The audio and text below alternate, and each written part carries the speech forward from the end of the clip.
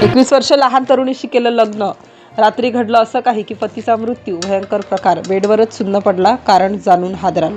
शहरभरात खळबळ उडवणारी ही घटना आहे. एका लग्नाने सुरू झालेली एका रात्रीचंच मृत्यूवर येऊन थांबली. उत्तर प्रदेशातील झाशी शहरातील ही घटना आहे. शांत दिसणाऱ्या परिसरात अचानक पोलिसांची गाडी आली. लोकांची गर्दी जमली आणि एकच चर्चेला उधाण आलं. एक व्यक्ती अचानक मृत अवस्थेत सापडल्याची बातमी पसरताच परिसरात खळबळ उडाली. मृत व्यक्तीचं नाव होतं सुनील. वय वर्ष 53. 2 मजली घरात एकटे राहणारे, शांत स्वभावाचे आणि स्वतःच्या दुनियेत जगणारे. शेजाऱ्यांना ते फार बोलके नव्हते, पण कुणाशी वादही नव्हता. सर्व काही सामान्य दिसत होतं. पण सुनील यांच्या आयुष्यात एक मोठा बदल झाला होता. काही महिन्यांपूर्वी त्यांनी पुन्हा लग्न केलं होतं, तेही स्वतःपेक्षा तब्बल 31 वर्षांनी लहान असलेल्या तरुणीशी. या लग्नाची चर्चा परिसरात आधीपासूनच सुरू होती.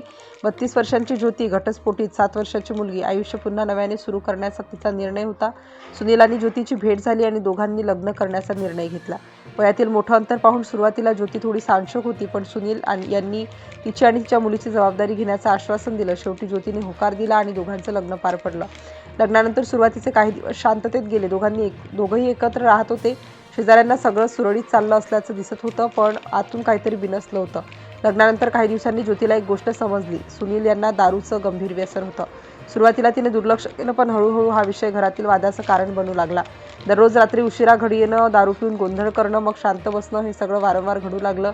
ज्योती अस्वस्थ बनू लागली. घरातील वातावरण तणावपूर्ण बनलं.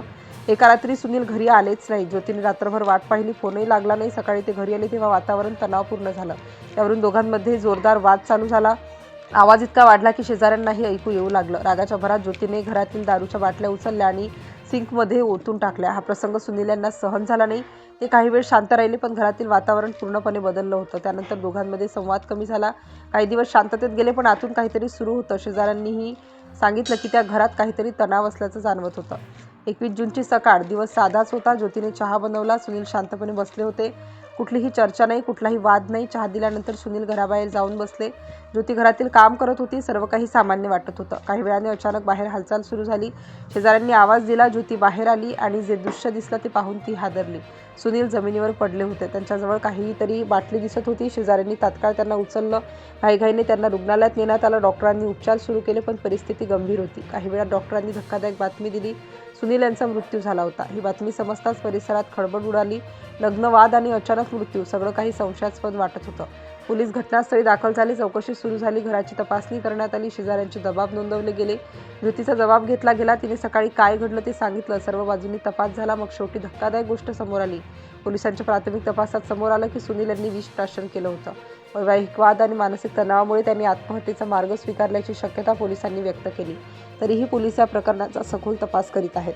कारण एका लग्नाने सुरू झालेली ही गोष्ट मृत्यूवर येऊन का थांबली, हा प्रश्न अजूनही अनुत्तरित आहे.